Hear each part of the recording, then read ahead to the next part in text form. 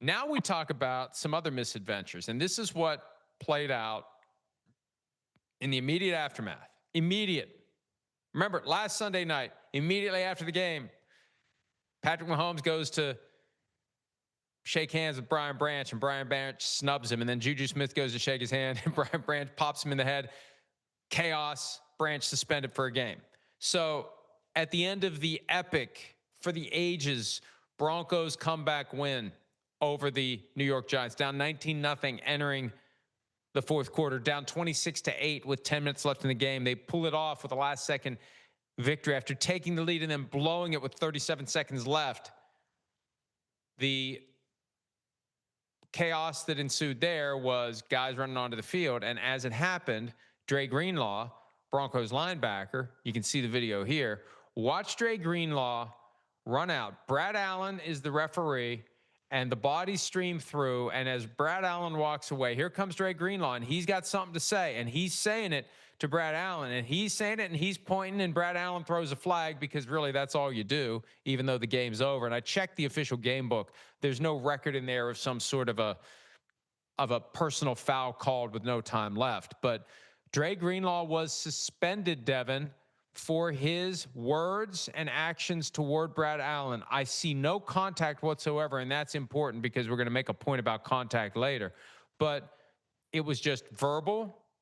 It was, a point, and he's suspended for that. The league made the statement out of the blue yesterday, citing the Rule 12, Section 3, Article 1B, prohibits the use of abusive, threatening, or insulting language or gestures to opponents, teammates, officials, or representatives of the league.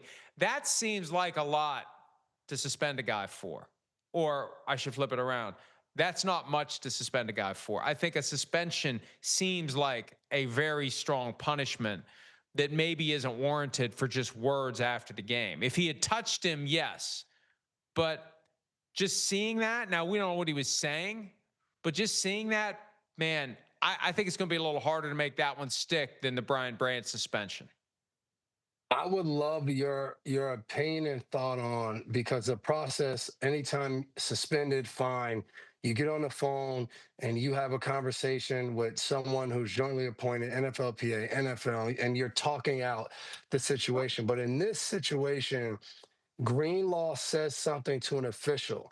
Now, whatever was said, and the official tells the league, now as a player, when you're telling your side, is it a feeling the league has to almost take the officials back to protect the official or do something to support them in a situation where, yes, Greenlaw doesn't touch him, but Denver just wins the game and he makes it a point to beeline towards him and yell or whatever he's saying to him? I wonder, do they feel like no matter what, we have to uphold this just to show that we are step in step with the officials? That's a great point, Devin, because in most of these situations, you don't need to have two versions of the event that are harmonized in some way. And it's like that old sitcom formula they'll use where the first act is this person's version of whatever it is that happened. The second act is the other person's. The third act is the truth. And that can happen. And you don't want to get into credibility contests in these hearings where you've got witnesses being cross-examined about what they heard and what they didn't hear and the quality of the person's hearing.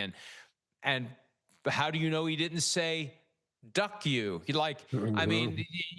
There's no objective evidence to back up what Brad Allen is saying, other than the fact that Dre Greenlaw approached him and clearly wasn't happy. And I think that would be the league's fallback, because it's the use of abusive, threatening, or insulting language or gestures. And they'll say that Greenlaw coming at him the way he did, he clearly was upset. I assume it was that far from ideal pass interference foul that set up the Giants' go-ahead touchdown. I assume that's why the Broncos defensive players would still be upset, because that was a bad call. That's a bad call in a moment where you usually keep the flag in your pocket. That's not a blatant one. That's a close one that maybe wouldn't be a first quarter pass interference call, and it shouldn't have been a fourth quarter call. But Devin, here's the other thing. And listen, I made this comment on social media and I got people saying, narc. I'm not narking. It's out there. The video is out there. The eye in the sky does not lie, as we have well established. Play the video again and watch Justin Sternad, number 40 for the Denver Broncos. Watch what he does.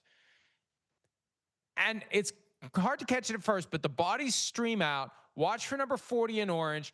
He comes out and he slaps Brad Allen in the back and says something to him. And it wasn't a good job slap. He comes out and hits him in the back. And we can play it again. I've watched it multiple times.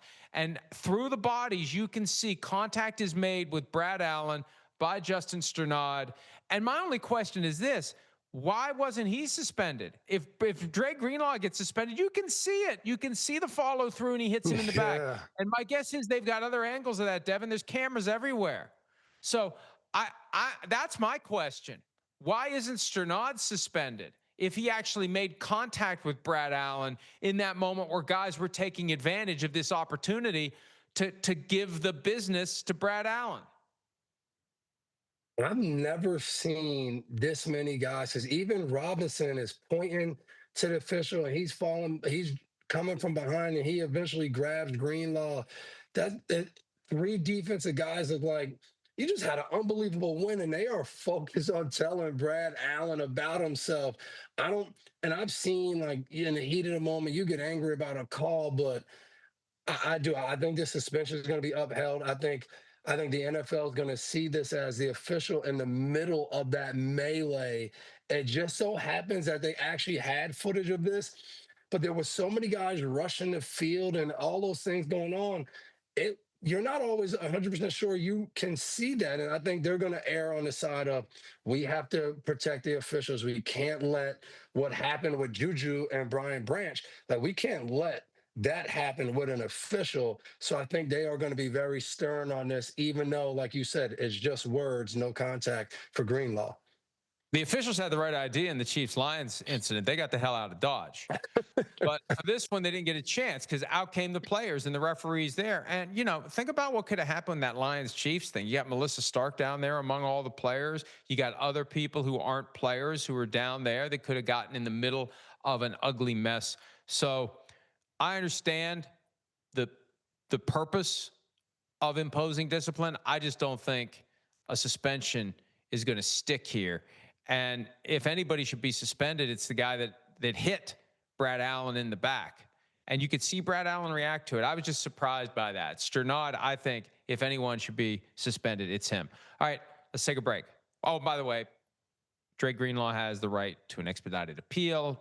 We'll have an answer by this weekend. Ideally, like, they play Sunday against the Cowboys. Sneaky great game. Broncos hosting the Cowboys.